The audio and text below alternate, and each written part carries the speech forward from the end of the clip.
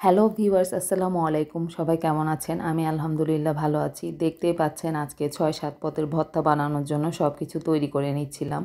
প্রথমে খোলায় ভাজা কাঁচামরিচ এবং শুকনা মরিচগুলো বেটে নিচ্ছিলাম, যাতে সব ভর্তাতে একটু একটু করে দিতে পারি। প্রথমে শুকনা মরিচের ভর্তা বানাবো, তাই শুকনা মরিচগুলো পানিতে ভিজিয়ে রেখেছিলাম। আর কাঁচা রসুন ছিল এবং কাঁচা পেঁয়াজ ছিল। আমি এখানে বেশিরভাগ ভর্তায় কাঁচা পেঁয়াজ দিয়ে বানাবো। আপনি চাইলে ভাজা পেঁয়াজ দিয়ে বানাতে পারেন। এখানে কোনো বাঁধা ধরা নিয়ম নাই যে ভর্তায় ভাজা পেঁয়াজ ছাড়া দেওয়া যাবে না, কাঁচা পেঁয়াজ ছাড়া দেওয়া যাবে না, এরকম কোনো নিয়ম নাই।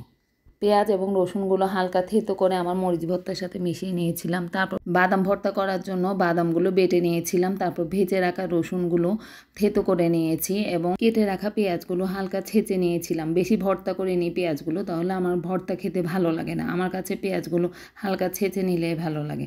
তারপর বাদাম বাটার সাথে সব উপকরণ মিশিয়ে লবণ দিয়ে বেটে রাখা মরিচ দিয়ে মিশিয়ে নিয়ে বাদাম ভর্তা বানিয়েছিলাম। তারপর দেখতে পাচ্ছেন শুটকি ভর্তা করছিলাম।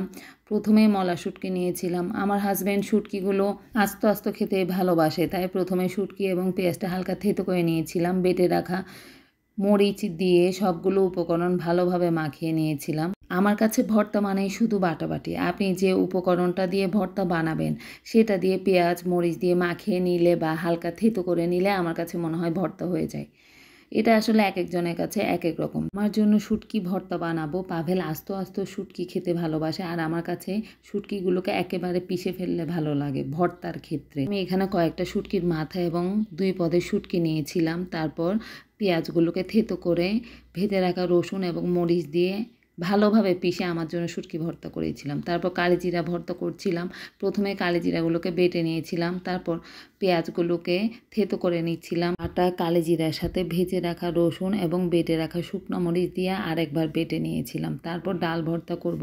ডাল ভর্তা করার জন্য আমি মরিচ খোলায় টেলে নিয়েছিলাম এবং পেঁয়াজ কুচি করে নিয়েছিলাম। তারপর একসাথে লবণ দিয়ে মাখিয়ে নিয়েছিলাম। দেখতেই পাচ্ছেন আমি এখানে 3 পদের শুটকি ভর্তা করেছিলাম, মরিচ ভর্তা করেছিলাম, বাদাম ভর্তা, কালিজিরা ভর্তা। সবাই ভালো থাকবেন, সুস্থ থাকবেন, আমাদের জন্য দোয়া করবেন। আসসালামু আলাইকুম।